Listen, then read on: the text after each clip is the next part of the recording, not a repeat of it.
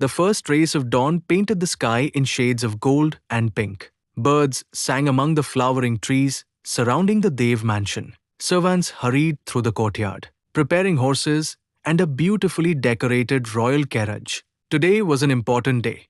For the first time, Aarohi would leave her new home and travel to the Imperial Capital. Inside her room, Aarohi carefully adjusted the cream and maroon embroidered outfit Lady Sushila had gifted her. She looked into the bronze mirror for a brief moment. She remembered her parents from Earth. Aarohi, thinking, Mom, Dad, I wish you could see me today. I'll keep moving forward. She smiled softly. There was sadness in her heart, but also hope. Outside the mansion, Lady Sushila entered carrying a small wooden box decorated with lotus carvings. Sushila, Aarohi, I have something for you. Aarohi accepted it carefully. Inside lay a delicate gold lotus pendant with a tiny sapphire in its center. Aarohi, it's beautiful. Sushila smiled. Sushila, this belonged to my mother. She always said, a lotus blooms even in difficult waters. I want you to have it. Aarohi's eyes filled with tears. Aarohi, this is too precious. I cannot accept it. Lady Sushila gently placed the necklace around Aarohi's neck. Sushila, you are my daughter now, so it already belongs to you. Unable to hold back her emotions, Aarohi hugged Lady Sushila tightly. Aarohi, thank you. I'll treasure it forever. The courtyard Rajendra Dev stood beside the royal carriage, discussing the journey with several guards. Arjun adjusted his sword belt. Kavya rushed toward Aarohi. Kavya, Didi, you must bring me sweets from the capital. Aarohi laughed. Aarohi, only sweets? Kavya nodded dramatically. Kavya, and colorful ribbons, and storybooks, and toys. Arjun chuckled. Arjun, at this rate, father will need another carriage. Everyone laughed. Rajendra walked toward them. Rajendra Dev, the capital is magnificent. But remember, never wander away from us. Aarohi nodded respectfully. Aarohi, I understand, father. Rajendra smiled proudly. It was the first time she had called him father. His eyes softened. The large palace gates slowly opened. The royal carriage rolled onto the stone road. Horsemen surrounded it for protection. Golden sunlight spread across the countryside. Green fields stretched to the horizon. Farmers waved respectfully as the minister's procession passed. Inside the carriage, Aarohi looked out the window with childlike wonder. Aarohi, it's so beautiful. Rajendra smiled. Rajendra Dev, the royal empire has prospered for generations. We protect every village, every farmer, every child. Aarohi admired him even more. Aarohi, you truly care for your people. Rajendra replied calmly. Rajendra Dev, a ruler exists to serve, not to be served. Aarohi silently remembered those words. They would stay with her forever. On the road, the caravan crossed rivers, ancient stone bridges, dense forests, and peaceful villages. Children ran beside the road, laughing happily.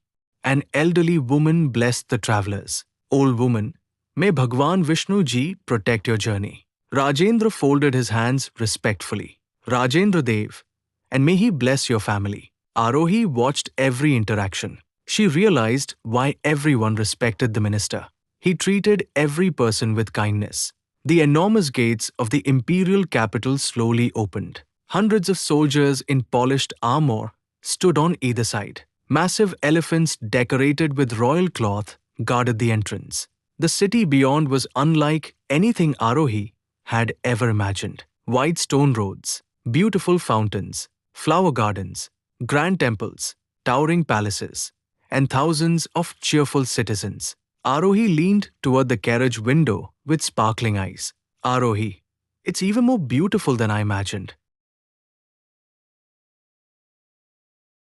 Rajendra Dev, this city has been the heart of the royal empire for over 800 years. Aarohi, so many people, they all seem happy. Rajendra smiled proudly. Rajendra Dev, the emperor always says, the happiness of the people is the strength of the kingdom. Aarohi nodded. She silently admired the empire. The carriage continued through the city. Citizens bowed respectfully. Merchant Minister Rajendra has returned. Child, look.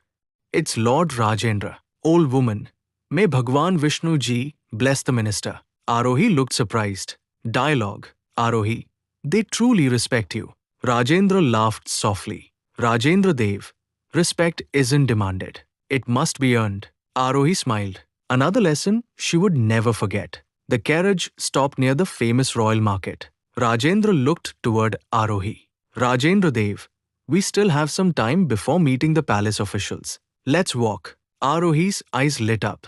The market overflowed with life. Silk merchants displayed colorful fabrics. Goldsmiths crafted beautiful jewelry. Potters shaped clay with practiced hands. Children chased one another through the busy streets. Musicians played cheerful melodies. The smell of fresh sweets filled the air. Aarohi, I've never seen such a wonderful place. Kavya would have loved it here. Rajendra smiled knowingly. Rajendra Dev, thinking about Kavya? Aarohi laughed. Aarohi, she would have bought every ribbon in the market. Both laughed. A young flower girl approached. Flower girl, would you like fresh lotus flowers? Aarohi smiled kindly. She bought a small bouquet. The little girl bowed happily. Flower girl, thank you, Didi. Rajendra quietly watched. He admired Aarohi's gentle heart. Suddenly, a frightened horse broke free from its owner. People screamed. Children scattered. A little boy froze in the middle of the road. The horse charged toward him. Without hesitation, Aarohi ran forward. Rajendra Dev, Aarohi. She reached the frightened child, pulling him safely aside just before the horse thundered past. The market fell silent. The boy clung tightly to her. Little boy, thank you, my sister. A young girl rushed over. She hugged her brother. Dialogue. Young girl, you saved him. Aarohi smiled gently. Aarohi, I'm just glad you're both safe. Citizens began whispering. Merchant, what courage. Woman, she didn't even think of herself. Rajendra looked at Aarohi proudly. Rajendra Dev, you remind me every day why fate brought you into our family. Aarohi smiled shyly. Far above the city, the magnificent Imperial Palace overlooked the entire capital.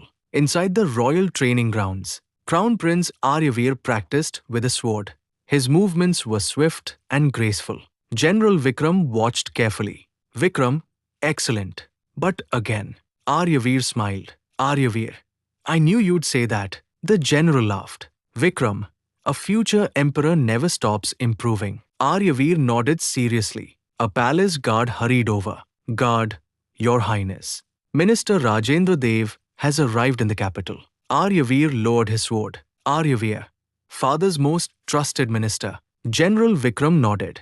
Vikram, yes, and I hear he has brought a young girl under his protection. Aryavir looked curious. Aryavir, a young girl? General Vikram smiled. Vikram, that's all I know. Aryavir looked toward the city below. A strange feeling settled in his heart. Aryavir, thinking, why do I feel? As though destiny has already begun moving. As evening approached, Aarohi stood on a palace balcony, watching the magnificent imperial palace in the distance. At that very same moment, Aryavir looked out from the palace toward the city. Neither could see the other, yet destiny had already begun weaving their path together.